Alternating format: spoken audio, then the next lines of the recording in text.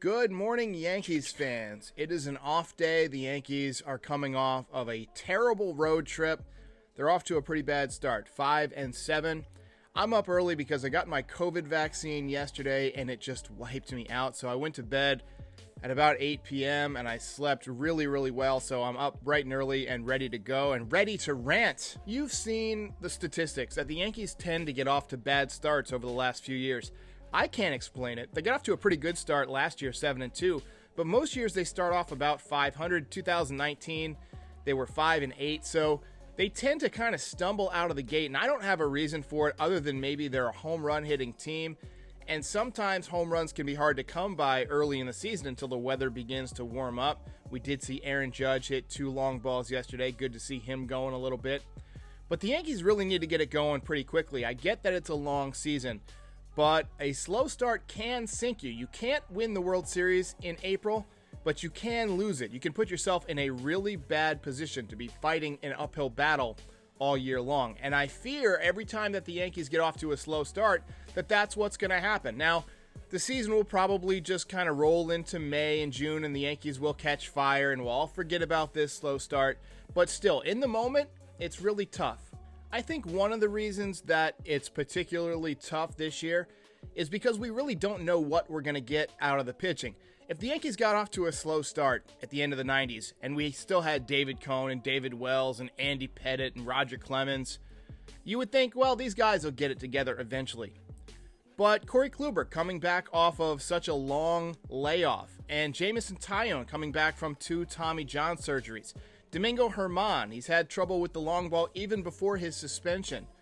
So there's a lot of issues that the Yankees need to solve, and so far, the answers that we've gotten have not been encouraging. Garrett Cole has been great so far, as he always is, not only on the mound, but as a team leader. You see him in the dugout interacting with guys, trying to help guys develop, not only the other pitchers, but the catcher, Gary Sanchez, working with him, trying to make him better every day. That's what they say about great players. They make the other guys around them better.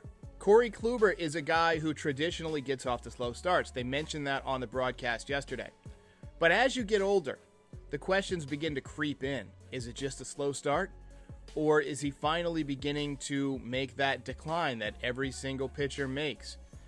And I still like his slider. I still like his moxie on the mound, his ability to pitch.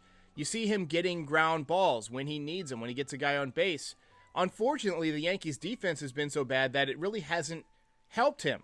When you have a pitcher who pitches to contact, your defense needs to be on that day, and for Corey Kluber, it really hasn't been. Corey Kluber is going to need to find a way to get better, to miss more bats. He's throwing too many beach balls. I don't know if it's because he's in Florida or whatever, but he's throwing too many pitches that are just hanging right over the middle of the plate, giving up too many home runs. Hopefully he'll come around. I'm still optimistic about Corey Kluber that after a few starts, once the weather gets a little bit better, he gets a little bit more loose. He is an older guy, so sometimes some of that colder air can be tough on his joints, on his body. That doesn't really bode well for October, and he really hasn't pitched well in October, especially against the Yankees and Didi Gregorius. We all remember that. But I think that Corey Kluber will at least have a decent summer. I think he's going to round into form. A lot of his issues seem to be related with the layoff, just missing with his finesse, and that's something that comes with reps. Jameson Taillon's ERA is over 7. He's another guy who I think is suffering from the long layoff. We've seen some good stuff from him. His fastball reached 95 a couple of times. His curveball looks really good, but again, it's the command. Command is crucial. Look at Ryu with the Blue Jays. He doesn't have an outstanding fastball, but he's got really good command of all of his pitches, and that's how he's able to set down the Yankees so easily. I feel like the Yankees just need to get their command back, and some of these guys will be pitching a lot better. Domingo Germán is another guy. He's just missing too much over the plate, and I think that it's just maybe we're relying on too many guys who haven't pitched in a long time.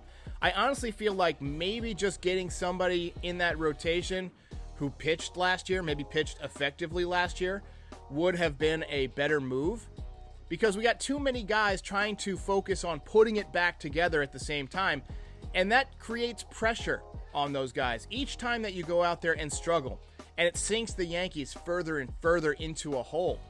It just creates mounting pressure on these guys, and I'm just a little bit worried that some of these guys won't get it together in time to prevent a really slow start. You know, a 15 and 28 start. Something like that is possible with this team just because the pitching has been so inconsistent. And not to mention the offense. Let's talk about the offense in a minute. But first, I want to talk about Jordan Montgomery. Really, really good his first time out. He was exactly what I was expecting from him. Efficient with his pitches, good command of the baseball. But again, it was the Orioles.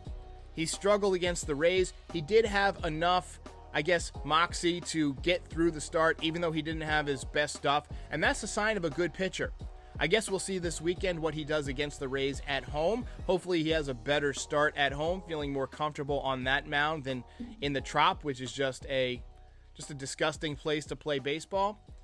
But the Yankees will also need a starter for Friday night. They're probably going to call up Deivi Garcia. We heard possibly Mike King. There's been talk of doing a bullpen day, but the Yankees bullpen has been so taxed by all of these short outings that I just don't see that happening.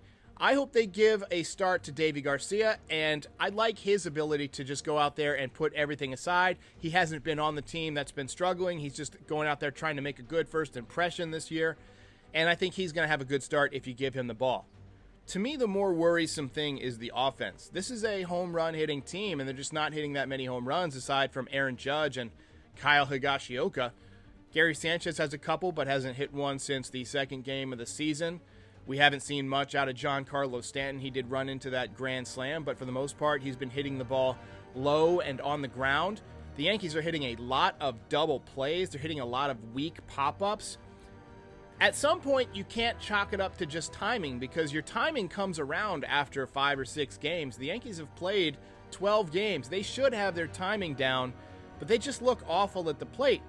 They're not working the count in the right situations. They get somebody on base, they almost immediately hit into a double play. Their home runs are coming with nobody on base. Aaron Judge's 2 home runs yesterday were both solo shots. Aaron Hicks looks like he's coming around a little bit. Clint Frazier off to a slow start, but it's hard to get into a rhythm when you're only playing once every 3 days. If he's going to be the starting left fielder, you need to let him start, even if it is a righty on the mound. I love Brett Gardner, and I think he does a nice job defensively. Maybe late in the game you could put him in there, get him some work, get him an at-bat or 2. But honestly, Clint Frazier needs more reps. He needs to be given a chance. This kid is young. He's got the energy that we need. And I get that he's off to a slow start. I get that he's taking some strike threes down the middle and he's visibly frustrated. But you got to let him play through it. You got to let him hit his way out of it or he's never going to learn to do it. I'm completely over the Jay Bruce experiment. I never liked the Jay Bruce signing to begin with. There's a reason that he was basically an unsigned player so late in the offseason. I don't think he has anything left. He's got no thump in his bat. His 1 home run was a 350-foot porch job that he just kind of got under, just kind of a routine fly that in most parks the outfielder's standing under, but it goes out in Yankee Stadium. But he's looked really, really bad on defense, really, really bad. He's missed on several scoops, and even when he has to stretch out and he does make the play, he just looks awkward. Let's at least bring Mike Ford up, right? I know that Luke Voit will be back in a few weeks, and you could be tempted to say, all right, let's let Jay Bruce, who's a veteran, play a few more weeks and just see what he's got left in the tank. But in my eyes, I don't think he has anything left in the tank. To me, Mike Ford has a bigger upside because he's younger, the league doesn't know him as well. We at least know that he can hit. First base is his natural position. He's been playing it for years. Let's give Mike Ford a shot. He's one of the strongest guys on the team. Looks like he's swinging a toothpick up there.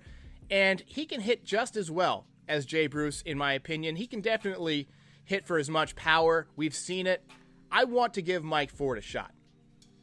One commenter said that they were going to unsubscribe because I was keeping it real with Gleyber Torres and saying that he was swinging too hard. I think it's obvious to me. He said, what evidence do you have that Gleyber Torres is trying to hit a home run every time? My eyes, my observation, my watching baseball for 30 plus years, my playing baseball for 30 plus years. I've been scouting for local high school teams for better part of a decade. I played in the Semi-Pro World Series. I've seen baseball. I know baseball. I can tell when somebody's overswinging. Gleyber Torres is overswinging. He's trying to hit home runs. And I promise, if he cuts down on his swing and takes a 2-strike approach and just thinks base hits for a while, start to get that average up, start to get feeling better, the home runs will come. He's got the power. We've seen it. We know he's strong enough. It's just a matter of getting into a good rhythm at the plate, and right now I think he's pressing a bit too much, trying to do a bit too much with the bat. But either way, if you want to unsubscribe because I keep it real with a player, then good riddance. I'm not here to make you feel good. I'm here to keep it real and to give my observations. I will say this about this Yankees team. I think they will get better. I don't think they're an under 500 team. But I do think they need to make some changes. Not only to their approach at the plate, but I think they need to brush up on the fundamentals. Maybe they need to start having fundamental practices. There's been too many base running errors. Brett Gardner, I know he's typically a really good base runner. He got caught off a third the other day. You can't get caught off a third in a close game. Gary Sanchez got caught off a first the other day. You can't get caught off a first like that. You've got to be smart on the base paths. And this is coming from somebody who was notoriously a dumb and terrible base runner. You have to learn from your mistakes. I think that the Yankees pitching in the bullpen has been fantastic. I'm very optimistic about their bullpen this year. Jonathan Loaisiga, even though he gave up a run on a wild pitch yesterday, has been lights out. Aroldis Chapman looks like the best closer in the league right now. His splitter is unhittable, and his velocity's back up over 100 miles an hour most of the time. Really good sign yesterday from Aaron Judge that he's coming out of it. Not only the line drive home run to left field, something we haven't seen a ton of from him this year, but he hits an absolute blast to center field. Just a very Judgian home run. That's exactly what we're used to seeing from him. I hope that Giancarlo Stanton can get off the schneid a little bit. You know, he can only stay cold for so long. If you get those two guys hot at the same time, and you've got Aaron Hicks slowly coming out of it, hopefully Gary Sanchez will continue to swing the bat pretty well. He had a nice base hit up the middle yesterday. I've seen some good things from him. I think the offense will come around. Again, home run or nothing approach isn't always going to get it done, especially in colder weather early in the season. And again, the pitching has not been fantastic so far, but I still think this is a good team. Are they a 105, 110 win team? No, probably not. Probably not. But I still think this team can win 95 games. They've just got to get off to a decent run, and hopefully that can begin this weekend against the Rays. The Rays don't scare me in the Bronx the way they do in Tampa. They seem to play the Yankees really, really tough in Tampa, but the Yankees seem to handle them in the Bronx pretty well. So let's hope that the Yankees can turn it on this weekend, have a good weekend, and get off to a nice little run here. We'll see what happens. I'll be back at midnight tonight. I'm up really early, so I'm going to get a nap this evening. I'll be back at midnight to stream MLB The Show, a little bit of Yankees gameplay on Next Gen. I'll see you next time.